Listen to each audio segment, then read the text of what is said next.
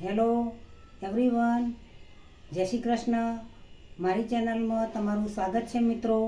આજે આપણે બનાવીશું વધેલી રોટલીનો ચટપટો નાસ્તો. આજે આપણે બનાવીશું રોટલીનો ચટપટો નાસ્તો.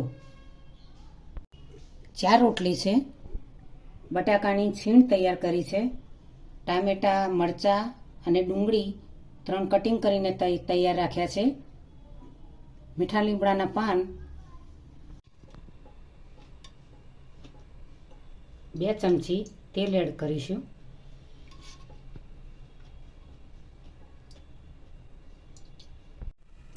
જીરું એડ કરીશું.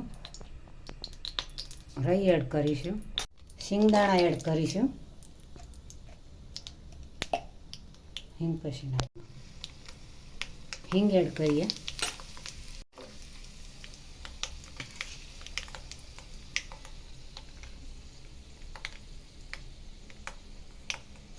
કટિંગ કરેલી એડ કરી આ રીતે મિક્સ કરી દઈશું. હવે મીઠું એડ કરીશું સ્વાદ અનુસાર. ધાણા જીરું પાવડર, લાલ મરચું,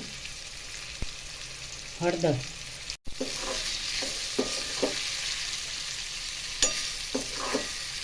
હવે બટાકાની છીણ એડ કરીશું.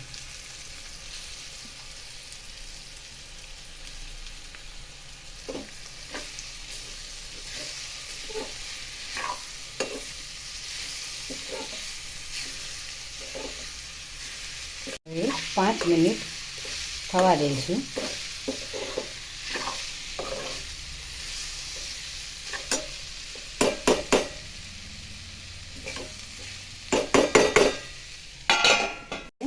બરાબર મિશ્રણ તૈયાર કરવાનું છે.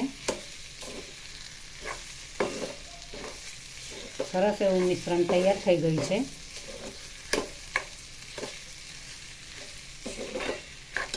ગેસ બંધ કરી દઈશું. આ રીતે એક રોટલી લઈશું.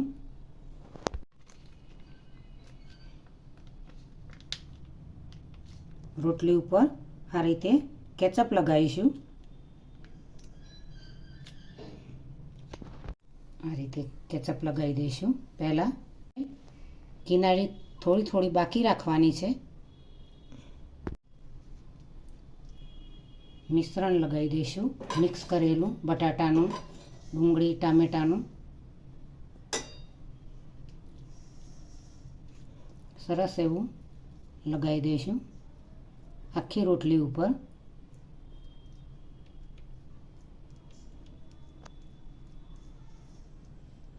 હવે તેના પર ઝીણી સેવ લગાવીશું.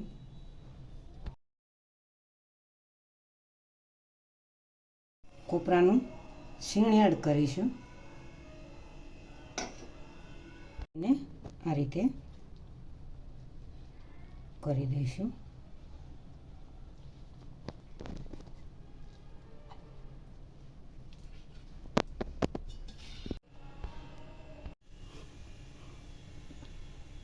તેલ એડ કરીશું.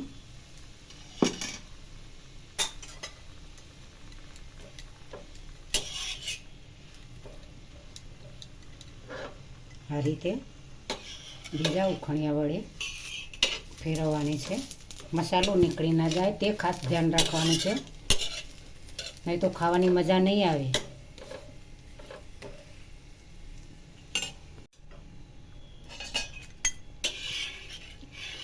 તૈયાર થઈ ગયા છે. સરસ એવો રોટલીનો ચટપટો નાસ્તો તૈયાર થઈ ગયો છે. ઘરમાં આપણે જે રોટલી ખાઈએ છીએ તે રોટલીનો જ નાસ્તો બનાવ્યો છે. તો આ રોટલીના નાસ્તાને તમે ચા સાથે પણ ખાઈ શકો, ચટણી સાથે પણ ખાઈ શકો, કેચઅપ સાથે પણ, ટામેટા કેચઅપ સાથે પણ ખાઈ શકો.